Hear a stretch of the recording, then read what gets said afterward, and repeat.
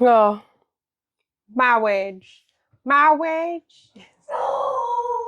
The dog didn't like that intro. He's been so quiet that I say, marriage. And he goes, no, you don't. No, you don't. Someone walking their dog. He'll be fine. I don't know if you can hear me over the barking, even though I am mic'd up, but today we're going to talk about marriage. Marriage and what? At least how I see it. Can you rely on me? I mean, maybe. It's up to you. You're watching my channel. I've only been married once. Only once. Now, I'm not married anymore. It's because I'm a widow.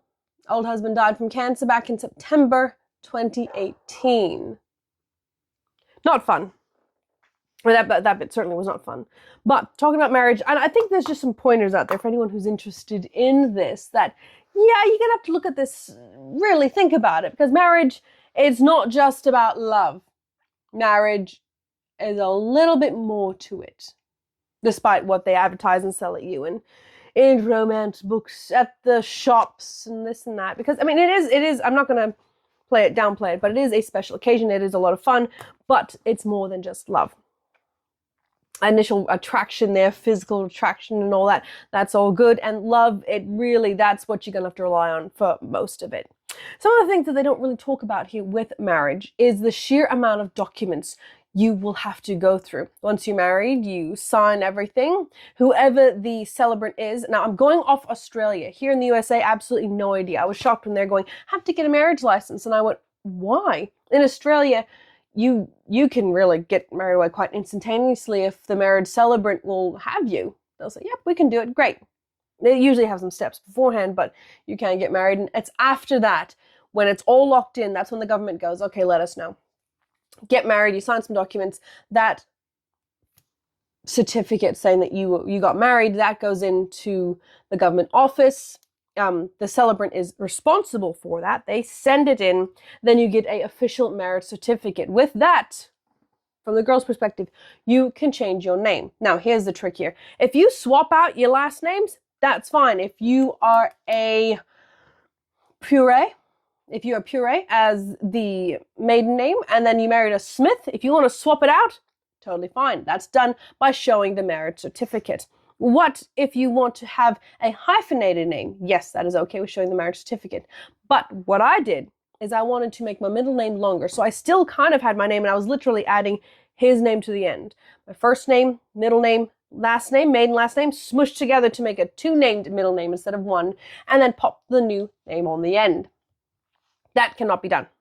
Not with a marriage certificate. That requires a full name change certificate, which means you put stuff in the paper, you have to pay money for it, you have to wait, and then you can get all the evidence together to present to the office, Department of Registries, and then they give you a certificate saying you have officially changed your name.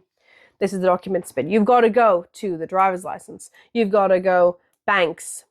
You got to go to your employer and say, new name, here you go, and anything else you own. Now, I didn't really marry young, but I married, mid-20s? 20-something? So I'm married there, and I had some stuff. And in that, you have to go change your name for that. I owned a car, have to go do that, and own other things. And now, all that name change, it takes some time to do that. And I don't think people really factor that in. And really at the time, we didn't really have the time or money for that. So it was a slow process. After about 6 months after getting married, my name was finally changed on everything. Finally. Ooh, fun of that. Second thing that you mentioned, at least with this marriage bit, is you are tethered to each other, and you will have to make some discussions about ownership. Now, ownership, I'm talking about if you decide to buy a property together. There are several different ways of setting up how the loan is structured and how it will be out in documents for ownership. So yeah, it's exciting. It's very exciting to get a house, but no one really thinks about, well, how are we going to divvy up? Is it going to be equal ownership? Is it going to be 50-50? Is it going to be a different percentage of ownership and rights for something big like a house? I think that should be discussed. And in our way we set it up is equal ownership, but where if either partner dies, the ownership reverts to the remaining party. That was set up with loans and reflected in ownership of the property that we got.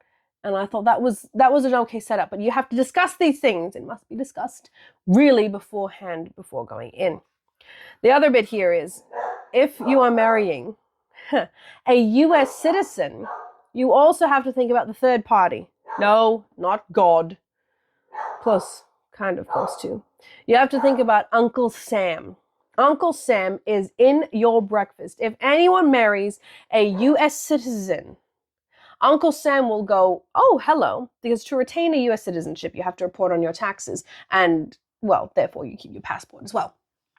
To keep that, you report to the US tax. So if taxman says, oh, you're married, okay, good. We're going to tax not only the individual who is the American citizen, but also your combined income with this other person.